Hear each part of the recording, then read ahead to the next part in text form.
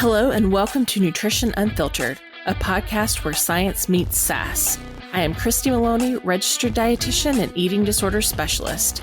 This is a place where we talk nutrition, ask the hard questions, and have some fun along the way.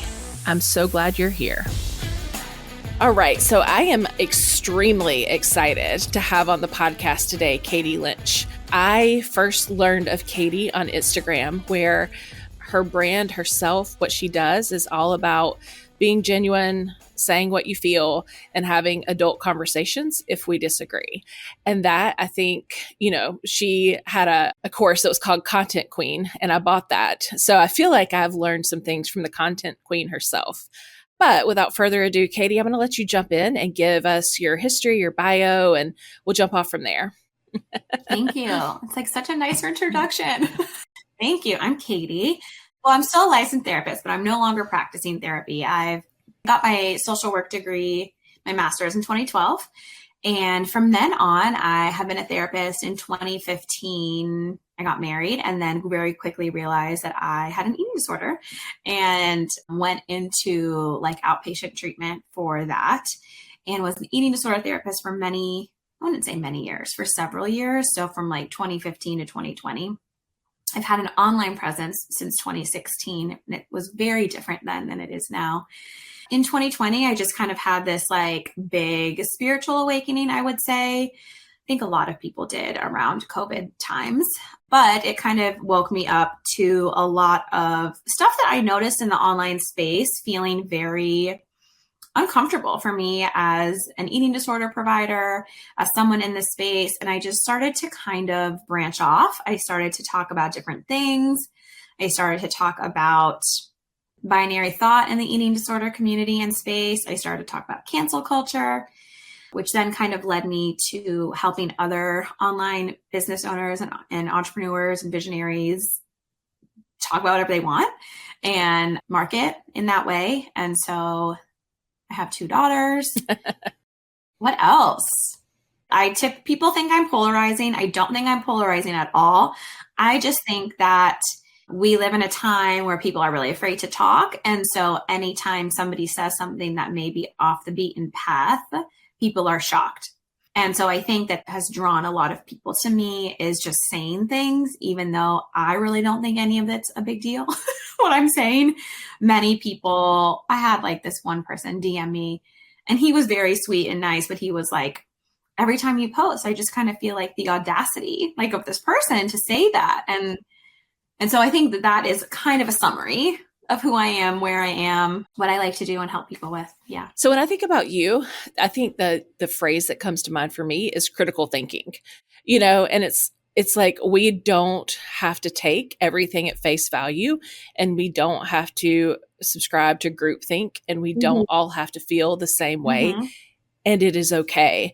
And I do feel like we'll get more into the history of this, but I definitely feel like in the anti-diet space, there is a lot of, if you don't agree with me, you're wrong and you're causing harm. And I think that me personally, this is just my 2 cents. There are some instances when things that happen could cause harm. But I think for the most part, if we are talking about nuances and variations on how people think and treat people, like, I think those are productive conversations to have, but I feel like it's shut down a lot. I think so. I think you're right. And I think like for whatever reason, in the last 2 years, it has felt, I guess we're at 3 years now, the last 3 years, it has felt like any other thought or any other question about something someone is saying is not welcome, right? So I almost have felt like it's not even that I inherently disagree with people. It's that I just have questions. And it has seemed to me like people aren't even allowed to ask questions without getting attacked or without being name called. And so what it looks like to me is everyone stops speaking, right?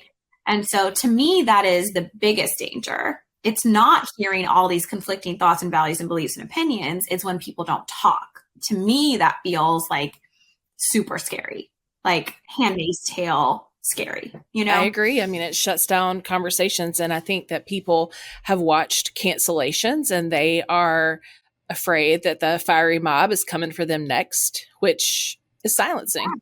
They are. Yes. And here's the thing, they are. And I say that like lightheartedly, but what I have noticed is the mob can come for anyone at any time.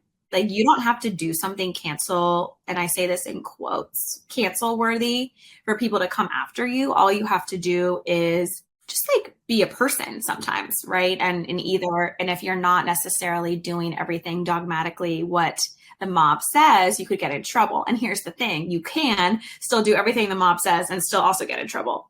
This is what I think we notice and we have observed, which is why I was like, I opt out of that. Like, that doesn't work for me. That doesn't work for my belief system. That's not how I believe people should be treated. That's also not the world. Like, I grew up a critical thinker. I am an Aquarius. I am rebellious. I am I just question things. I always have. And that used to be a praised quality in people. And now it seems like if you question, like, there's something wrong with you. Or like, why don't you trust the science? Like, that kind of mentality, right? Like, why don't you just blindly trust? Why don't you just blindly obey? Like, other people know better than you. And I'm like, why? Why do they know better than me? And so that kind of narrative just made me start questioning almost every single thing in my life and in what I was observing online. And what I also noticed was the minute that I started to talk about cancel culture, like just bird's eye view, I was just talking about it. I wasn't talking to anybody specific. People would just immediately decide things about me because I was talking about this one topic. So it's like, oh, if you're going to talk about cancel culture, that also made me racist, apparently. It made me all these things, which I then thought was even more interesting. I'm like, okay, so I have a thought or a question or an opinion. Now all of a sudden I am this, and so then it took me down that path of like, what's really happening here for people to make that assumption. What I would say at the time, I had like a following of 20,000. Why do 18,000 people think that of me who have never met me before? Like, it's really, really crazy to like get to that place of, and here's the thing, it's so normal now online. Like, it's so normal. That's the terrifying part, is that, right. Yeah, that is so normalized. It sounds like, this thought, this kind of, I'm going to zoom out and think about this critically, was transformative for you in many aspects of your life. Yes, it has been. When we talk about specifically the anti-diet space, and I know you mentioned the word dogma, so how dogmatic it can be. Yeah. What kinds of things were you seeing in that space that caused you to say, oh, no, like, this is not for me now? Yeah. So I think one of my first things, which was even right before COVID, so it was like February of 2020, I had grown a platform at this point, just really talking about eating disorders, body image, all of the things that we have all talked about. And I remember receiving a DM from like a follower who was like, you just made my friend relapse. Like, this person, I posted something triggering to them. And then I received about like 50 different messages from followers or not followers, I don't know, about how my words, what I wrote, I'm saying this in quotes again, made someone hurt themselves, made someone relapse from their eating disorder. And in that moment, I was like, this is crazy, right? This is crazy, right? Like, and what they wanted me to do was to be like, oh my God, I'm so sorry. Like, that is so awful. I can't believe that. Like, be hyper apologetic. And I didn't engage. Like, I was like, I just didn't respond to it. I didn't reply. So that was my first moment of questioning, I would say, right? Because I think up until that point, we had seen people with all these trigger warnings. We had with comments, we had seen people be like, if this isn't for you, it's okay, right? Like, we had seen, I would say, the coddling of the stranger online. And I was just like, I don't want to do this, right? And so it kind of then took me on this path of what else doesn't feel aligned. I had also felt burnt out from just treating eating disorders in general, to be honest. I had felt really healed in my journey. And I honestly felt at that point that the more that I talked about it, the more that it sucked me back in a little. And I just was kind of like, I feel good and I want to do something else. I want to talk about something else. It made me, I think, hyper-focused on even if it was in the other way. There was just a lot that I felt was coming to the surface. And then and then 2020 happened, right? And COVID and all of the things that happened in 2020. And I just started to watch more. I was still actively posting as an eating disorder person, knowing that I'm going to transition out at some point, but not knowing where I'm going or what I'm doing. And I think I started to notice a lot of social justice culture rear up when George Floyd was killed. And so I think that I started to like watch more like closely, like watching what it felt like everyone policing everyone online, right? For like words and for if you don't post this, that means this. And so I just started to watch, right? And then I started to talk about it. And I would say a lot of people resonated and a lot of people didn't, right? And I started to, I think, question a lot of common, like even eating disorder, like thoughts and theory, right? So one of the posts that I said that this was early 2021, right? So we're like kind of a year in here. And I wrote something like, oh my God, what was it? It got picked up like 5,000 reshares or something. But there's a common thing online where it's like, don't post before and afters, like all of that stuff. Like, don't do this, don't do that, don't do that. And I said something to the effect of like, what if we stop telling people what to do online, right? What if we allowed people to experience triggers, right? What if we allowed that? And many people were like, yeah. And a lot of people were like, this is so harmful, right? Like that thing. And so I let it happen and I watched. And I think I just started kind of creating more content around that. As a therapist, like I never thought it was helpful to avoid triggers, right? That's not what I was taught to do. And so here we are online. I think the biggest word that I can say is like, it just feels like coddling constantly to strangers and to mental illness. And I personally don't think that's helpful, right? And so I think that that's what I noticed a lot. And I also would say like the dogma piece, right? Like we have to admit that most professionals in the eating disorder space have struggled with eating before, or they've struggled with body image before. Yes. Right? We got into this field, I would say the majority of us, because we had our own issue with it. Are we all healed?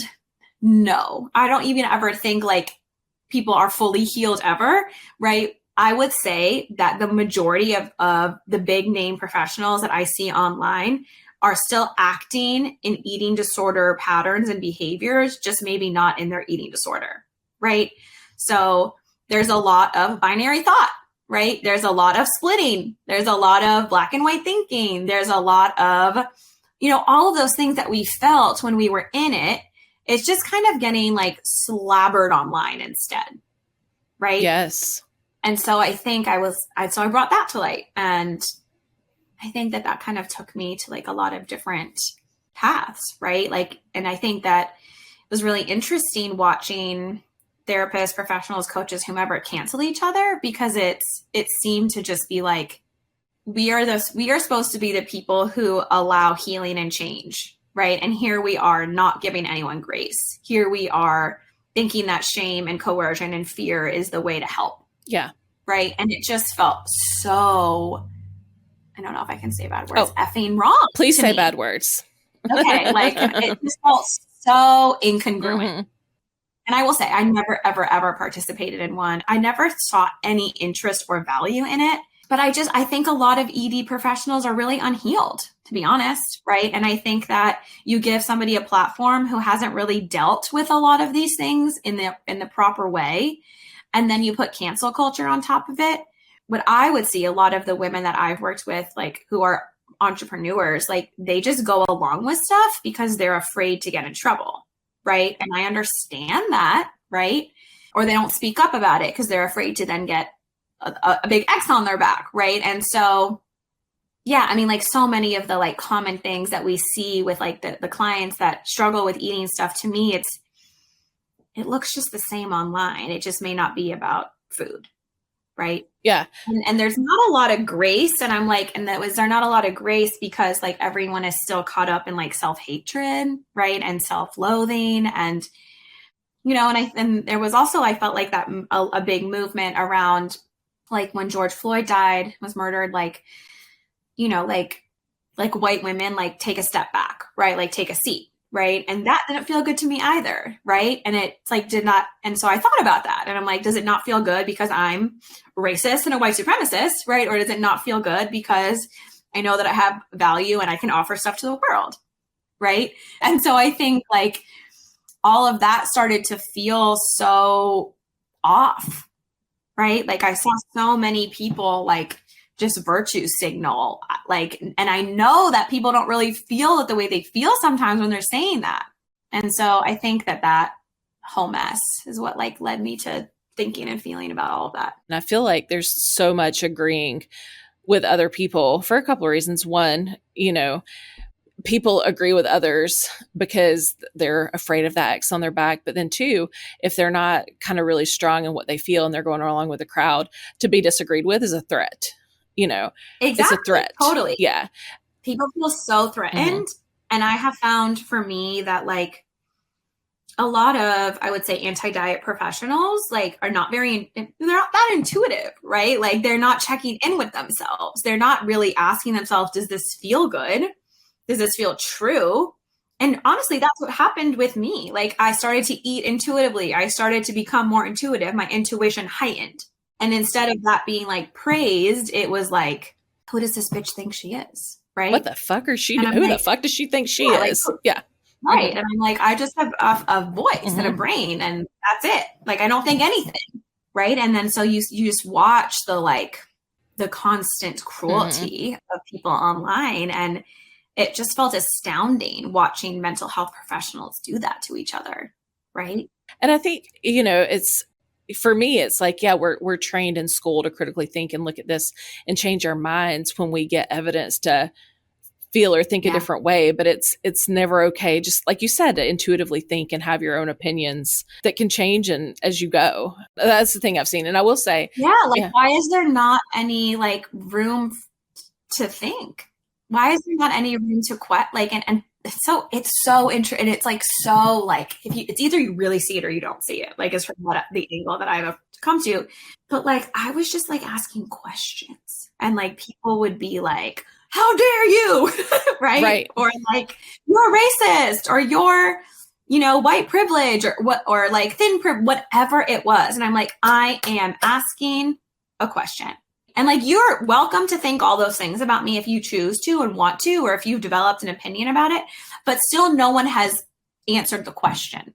Still no one has given me any other feedback except you're this and this and this and this and this. Yeah. Right? And it's kind of like a sit down and shut up. Yeah. I mean, it is. And it's like, and I think that is kind of, what social justice culture does, right? It's not any true social justice. I mean, like, I'm a social worker, right? Like, that's what I was trained in. I know what social justice is, and bullying online is not social justice. Accountability campaigns are not social justice. I understand why people might think that they are at their origination, but to me, it looks like the goal of a cancer accountability campaign is revenge. It's not seeking transformation. And I don't know what I'm talking about. Oh, it's fine. No, you're good. Yeah. I feel like sometimes too, as a society, can get swept up in these cancellations. And at some point it becomes like entertainment, which is pretty fucking gross. People are entertained. People are grateful it's not them. I know that many people feel like they feel good when they feel like they've helped, right? Like it's this altruistic feeling of like, I did something useful and helpful today by tagging this person I think is harmful and letting other people know that they're harmful. And so it's like this check, right? Like check, good girl, right? Check, I like please the masses today. Check, my business is still intact, right? Like all those things. And I understand it. Like I get it. And I still think it's like, have a fucking backbone. Yep. Say no. Because here's the truth about what happens when you say no. You then cultivate a community of other people who are like, thank you for saying no. Thank you for having a different voice and opinion. Thank you for leading in a different way. That's what happens. Does that happen immediately? No. Right. No. Right. Like there is this really difficult, I would say, like period of time where like people might name call you. And it's interesting to be name called online, right? Because no one knows you. Like if my friends like thought I was horrible and racist and all these things, like that would be really different, right? But it's a bunch of like user 1102 saying like, you're a loser. And I'm like, sweet. Thank you. Great. Okay. Like, I don't know you. It doesn't mean anything to me when strangers hate me. It just doesn't mean anything.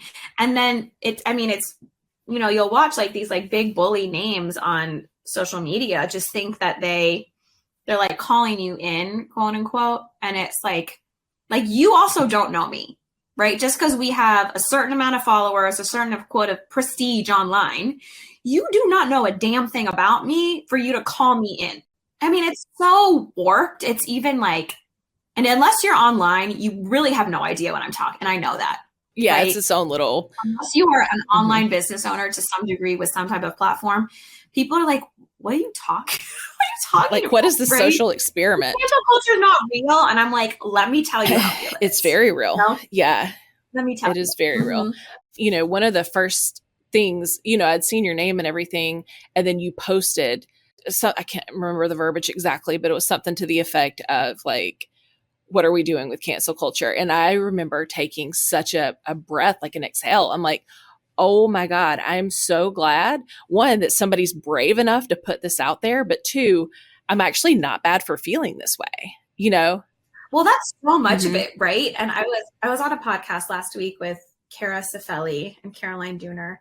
And one of the things that we talked about was like, it's almost like you need to see other people validating these things often before you honestly feel like it's okay to feel that way. And a lot of where I got to a place was like I followed a lot of Black women who didn't necessarily think exactly how like some other people were thinking. And I was like, oh, so there are more opinions out here, right? Or I followed other people who were like, actually, no, we don't agree with, And so it's like, I was open to a different world, right? And so I think to your point of like seeing someone else say it is validating to our own experience. And it just sheds light on the fact, like, we're intuitive. Like, we can trust it. Right? We know what we feel. We are open to having adult conversations and looking at different perspectives and that kind of thing. And I don't know, that's just like, I feel like, in the anti-diet space, that's missing so much. I think it's one of its biggest faults. I agree. Because there are so many people who are so excellent at what they do and like could be so good and so transformative and helpful. And yet they're engaging in all of this. And so to me, they're unsafe. Yeah. Well, right? I had posted like after the Taylor Swift scale, with the word fat written on the scale, I had posted about like, I don't think that's a bad thing. Like if you're I'm like, if you're triggered by it, then we need to work on your trip. Like, there's some work to do. Why are you so triggered by this? Which, and I don't want to downplay that because I know that people that struggle with eating disorders and body image, yes, that's very triggering and we need to work on that. Yeah. But, I think the word coddling is the right one. Like, we can't all coddle to everyone's triggers because that's not reality. And I don't want it to actually be reality, No. I mean, that wouldn't be, I have no desire to live in a world where people, I guess like to me, like, I wrote about that Taylor Swift. It's like, to me, it's like demanding that people change for our comfort, right? Change for our triggers. And it's like, why would I ever think or demand that of someone? Why can't I work on what feels uncomfortable for me? Right. And I saw a lot of fat activists write about this. I researched it. I was like, am I being a dick here? Yeah. Right? Like what is actually happening? And I understood their point and I still disagreed. And I think that their point was, well, like this is harmful to people. It's hard for teens or whatever to see a skinny girl get on a scale and see that the word, I'm like, I get it. I really do. And I still believe that people need to handle their own discomfort and dysfunction and their feelings and not literally just like plaster it onto someone else. And I mean, so if we're looking at it from the perspective of, I work almost exclusively with people with eating disorders. How many of my clients walk in my office and tell me that if they look at their number on a scale, what they see is fat, right, wrong, whatever. Right. They see that. That's how I used to feel too. Yes. And so to actually, my perspective is to see someone like Taylor Swift saying, I too have experienced this is extremely validating. I think it's right. It's good. I think it can go so many ways. And it's also based on your perception of the life and your world, right? And which is everything, which is good, because that means we are all unique humans with different experiences. Does Taylor have thin privilege? If you believe in thin privilege, yes, she has thin privilege, right? Does that not make her struggle with mental illness? Like, no, she did. She absolutely does. Yeah. Right. And I think I had people DM me who were like, obviously very ugly about what I said. And they're like, how can you say that as having been like, I have 2 daughters. How do you want them to grow up feeling? And I'm like, I want them to grow up knowing that they are capable of handling their emotions. I want them to grow up knowing that the world is not going to make them comfortable, that they're going to see a lot of things in their life that doesn't feel good. And can we equip kids with emotion regulation tools so that they can handle the things that they don't like? And that to me is how I parent. And if you disagree with me, you are welcome to. I'm not going to attack you because you disagree with me. I'm going to allow you to live your life. Right. Yes. Right? Because it has nothing to do with me.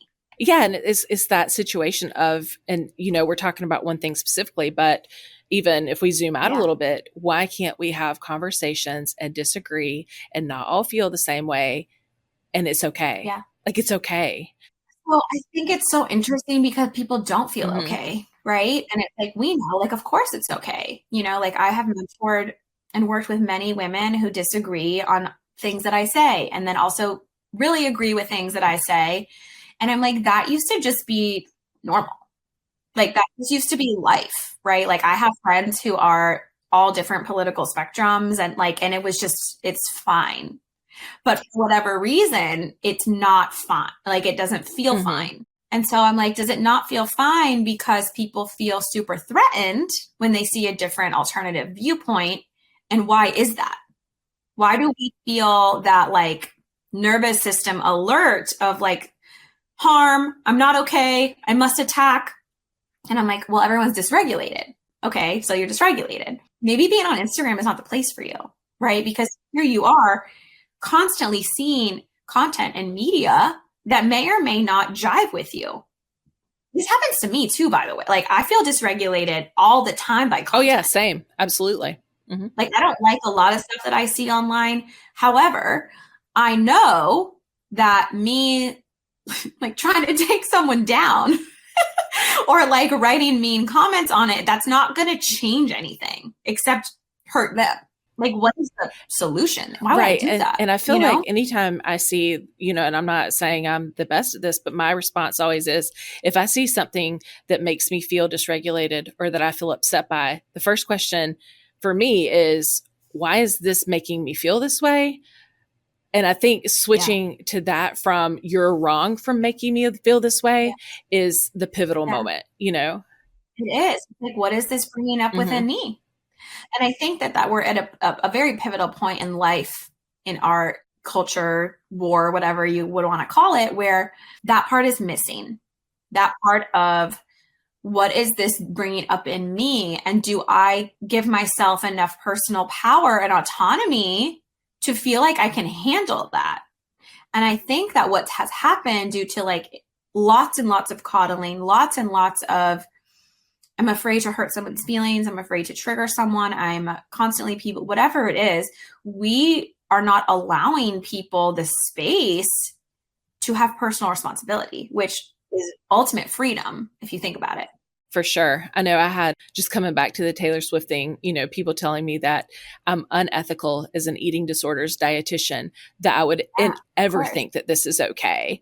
And I'm just like, actually, like, according to you, that maybe, but actually from my personal and professional experiences, I know that makes me a better one, because it makes my client feel like they can come in and not have to sugarcoat and tiptoe around. Like, I'm going to be real. Well, that's the truth, right? When you see other people do stuff like this, right? Like those bigger, it doesn't even mean you didn't even need to be a big name. Someone who is just very vocally going hard on other people who like disagree with them or whatever. It's like, I want in my professionals to challenge me Like I wasn't paying people to help me so that they validated every delusional thought I had, so that they validated my pain. I wanted people to be like, this is where you're hurting yourself and this is how we get out of that. Right. And so that to me is also like not really what's happening a lot in therapy right now. And it's not really happening because people are so afraid to do and say the wrong thing, and so afraid of getting canceled, or so afraid of the social justice woke mob, that I don't really think people are getting great care in addition. Yes. Right. My Taylor Swift post, somebody who does not follow me just wrote this like essay about how it's very clear that I'm like not a fat activist and that I don't care about fat people or whatever. And I remember being like, you're right, I'm not a fat activist. That's 100% true. But that doesn't mean I don't care about fat people, right? Like these are very big conclusions to draw because I said that I think art should be left art. But that's not really all I said, right?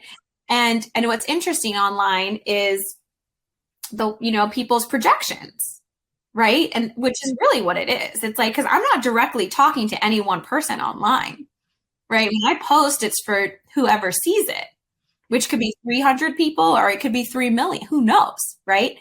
But so people then feel personally attacked. And so there goes by like why being online in this space is very hard if you A, don't have support, but B, like you don't have your own emotion regulation skills, right? And I think the word that gets tossed around, and I know we've alluded to this a little bit earlier, is harm. You've caused harm. You've harmed me. You've harmed them. And apparently the Taylor Swift post was, it was really like, I don't know, a big deal for both of us. But anyway, so, I had somebody that tells me that I was harming fat people. I'm like, dude. Yeah. Like, how am I doing that? Just explain to me how I'm harming anyone by writing and I was like, something. I'm a fat person. Like, I get to have my like opinion on this. Anybody does, but I can say that is not something I'll be offended by. And I get to feel that way. Right? I get to feel that way. Because like the word harm, right? Like when we break that down, what does that mean? What does harm mean? Right. And it's one of those things that like I have been called harmful. I've been called problematic. And it's like, what do those words mean? I personally don't believe that people can cause harm through their writing online. Like I don't really understand what people mean by that but I'm also someone who doesn't believe that words are violent. I think words can hurt people's feelings. I think words can be hurtful. I think that people can interpret things in a myriad of ways that no one can control. Harm is different than that, right? I mean, there are so many people who people just say like, oh, they're harmful. And then I'm like, is that because you don't like what they said? You harmed me. Yeah. And it's threatening to you. And so you get on alert and then you feel like you need to attack. And then you feel like your entire world is feeling destroyed. And I get it. That feels harmful to you. Like, I get it. That doesn't mean that person is actively harming Yes, you. I think that's it. Exactly. And it comes back to that. If you're feeling harmed, dysregulated, triggered, then that's on you to figure out why. It's on you. And it's like so crazy, right? And like you and I, like we're alive. We were teens and in early, we didn't grow up with social media. Thank God. Right? Like social media. Literally, thank God. Social media in this way, right? Like I'm 33, but social media, Instagram existed in 2012. That's when she showed up. Instagram. To me, Instagram is a meme. Yes, but like Instagram showed up in 2012 and started to like really get wild, I think, in like 2017 and on. But like we grew up in a time where like if someone was mean to us or hurt our feelings or we didn't like something, like we were not allowed to just be like, cancel. Yeah. Right? Like we had to learn how to figure out how to navigate conflict. Yes. We had to figure out what we were going to do with that experience. Right? So a lot of people, I was very vocal during the time when Lindo Bacon was getting canceled. And I was actually very vocal about cancel culture before that, but then people started to like make all these assumptions that like whatever. So I had therapists and coaches reach out to me who were like, well, what do you suggest we do if we don't bring this to light in this way, right? If we don't tag this person in 100 posts, if we don't if we don't let everyone know the harm that they have caused, what do we do? And I'm like, it was such an interesting question to me because I was like, I remember at the time feeling like I don't have an answer for that, but I know it's not this. And I do have an answer now. And like, people can disagree with me, but the answer now is you handle this privately and you handle it as if it's happening in physical reality. And then because, right, like, so let's say someone is actively causing you pain or harm. What do? Let's say it's in a work setting. You take it up the chain. You tell your supervisor. They tell their boss, right? You make an HR complaint, right? Like, there are checks and balances here. And people will be like, well, that doesn't exist online, right? I'm like, that's true. It doesn't. It doesn't exist online, right? And so what that also means is that there's not any equality in for both parties, right? And so it's like, so you're allowed to bring a complaint. You're allowed to like say all these things that this person did. And this person is now already guilty without ever hearing another side. Yes. It's like, okay, so guilt before proven innocent. And so by the time that anybody has the chance to explain, people have already annihilated them. And I'm not just speaking about Lindo. Like, this is just what happens. Yep. It's just an example. And you want to handle this like an adult, you decide how you're going to proceed in that relationship. If someone is actively harming you, stop engaging with them. Right? Like, take that accountability. And here's the thing, people are like, that's not enough. That's not good enough. Like, I need to alert people. And I'm like, if you want to alert people, you can do that. Right? Like, I don't personally have a problem with someone sharing like their experience. I have a problem with people trying to terrorize other people online, with people then getting other people in mass gang to be like, to go after them. Yeah. And I think, even using like Lindo's situation example, even if you think that what you heard was Lindo causing harm, and I'm not saying one way or other how I feel about that, but I'm saying if you think that Lindo did cause harm, and so then the fiery mob comes after Lindo and says, you better speak, you better be accountable, you better apologize. Like, what do you do, right? Like, if you're Lindo and using that as like a metaphor for whomever is being canceled, how are you supposed to respond to that? Yeah. Like you said, it's guilt before proven innocence. People don't actually want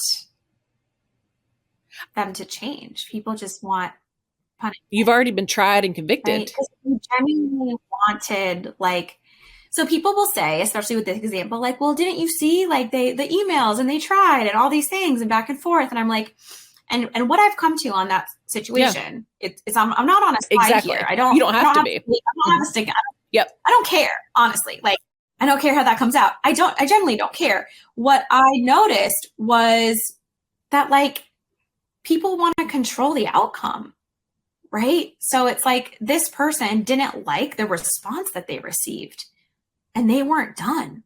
You didn't respond, right? And so it's like, you didn't like what this person said.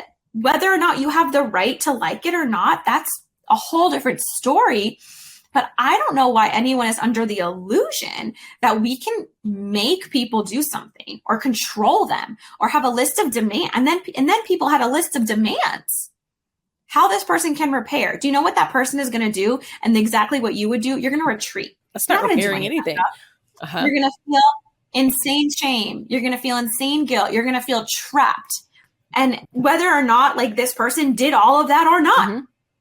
And here's the thing, at that point, people didn't care. And then you see everyone jumping on this bandwagon of like, I'm never going to hire them, like wild. And it's like, none of us, except the people involved, have any idea what the truth is. It is not our business. Yeah.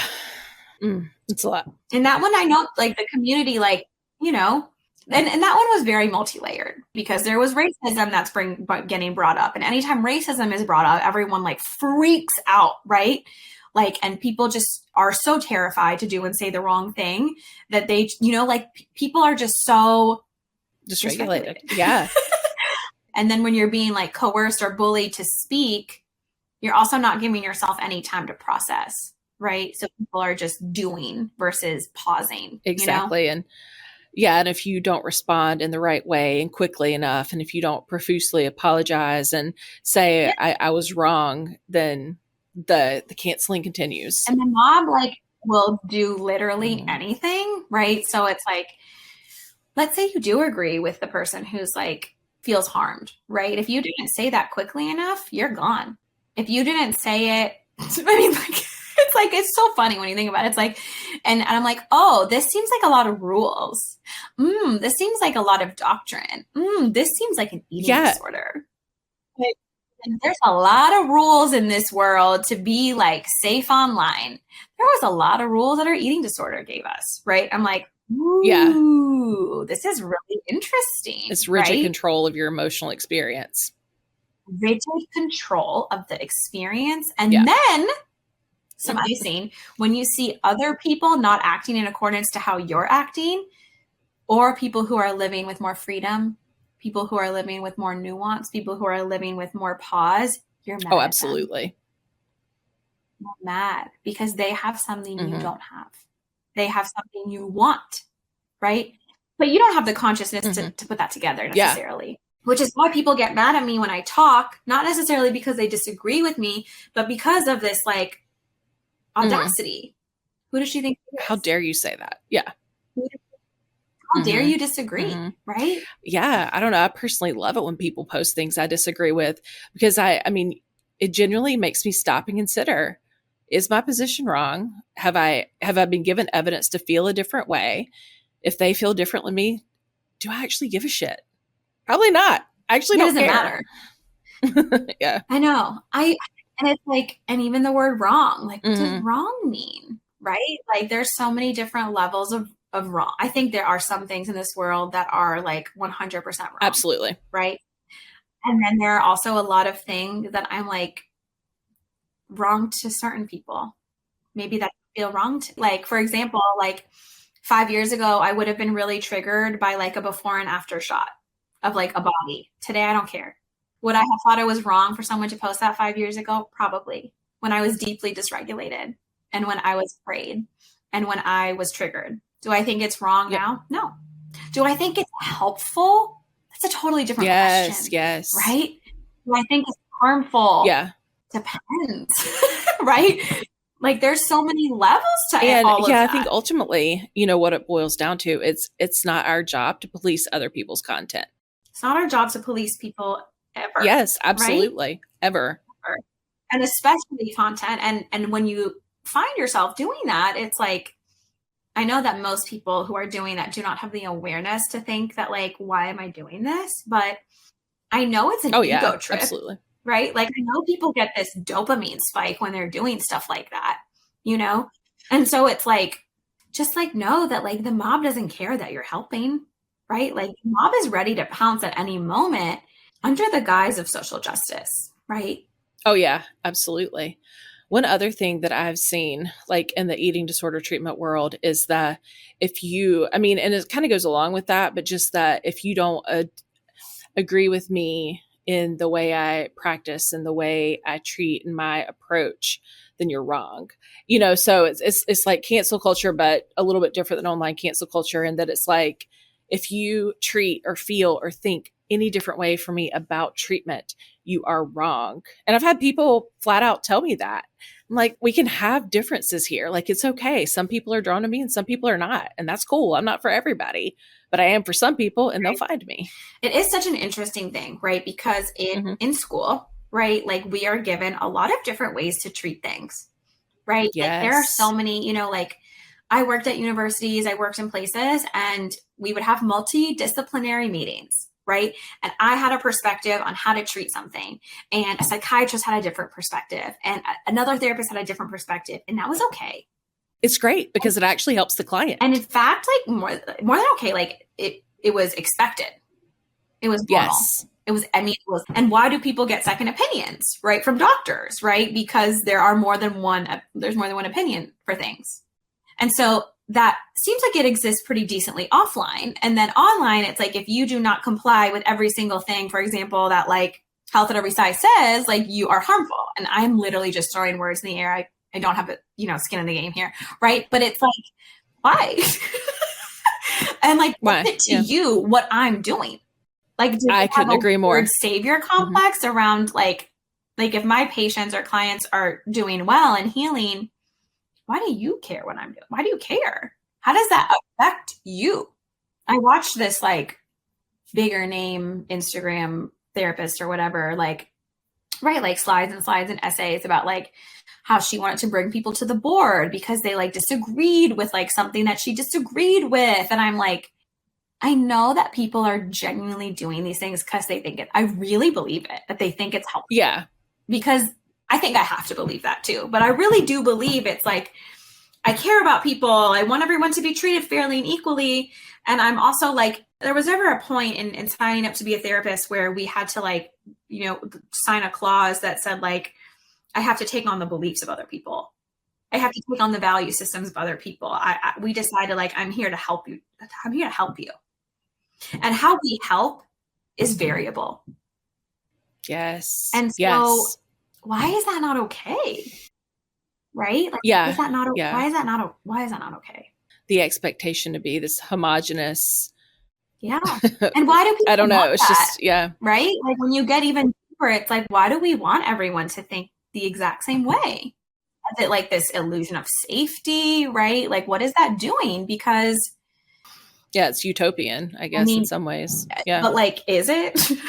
Yeah, no, it sounds boring as hell to me. No, I'm just like, I don't want that. Scary, right? It sounds like, I mean, in a lot of ways, it kind of feels like how we are now a little bit, right? Like pretty disembodied and like alien-like and robotic and going with emotions because we're afraid. And it's just like, I resist it. So I resist anything. I resist authority in general.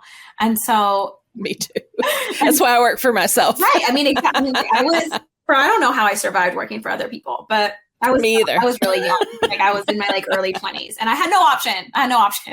Right. It's what it is. But I like the second I could get out, I did. And yeah, it's interesting, right? It's like, why does it feel safer for everyone to agree with you? Mm-hmm. I just don't get it. Like you're not personally affected if someone has a different take on something. Mm-hmm. And if you are, why? And why if do you perceive are, it that way? That's a really great question for an open-minded, critical thinking therapist. I love it. All right, Catie. Well, we'll leave it there. I feel like there's been a lot of like helpful information. I love kind of, your take on the anti-diet space and what caused you to walk away from it, the problems you see. For me being in this space, I'm really immersed in it. I've seen a lot of what you said. And I agree with a lot of what you said. And, I think it's a conversation we want to have. And, I had somebody, when I said, this is the content of the conversation, say, wow, you're brave. And I'm just like, well, so interesting. But also I'm tired of being silenced. I know. That's the thing that people say the most to me. And I get it. And I'm also like some kind of offended by it at the same token, because I'm like, it shouldn't be brave to just say how you feel. It just shouldn't be brave. Right? It should be normal. It's actually terrifying. It's terrifying that feels like we're at a place where people are like, following me from burner accounts, right? Like that's terrifying to me, Mm-hmm. So thank you for the space and the conversation. I really appreciate it. Yeah, it's been great. Thank you so much. Bye. Thank you for joining me today on Nutrition Unfiltered. If you enjoyed today's episode, please share with others that might enjoy it as well. You can follow me on Instagram at eatingdisorder.dietitian. Thanks for getting sassy with me.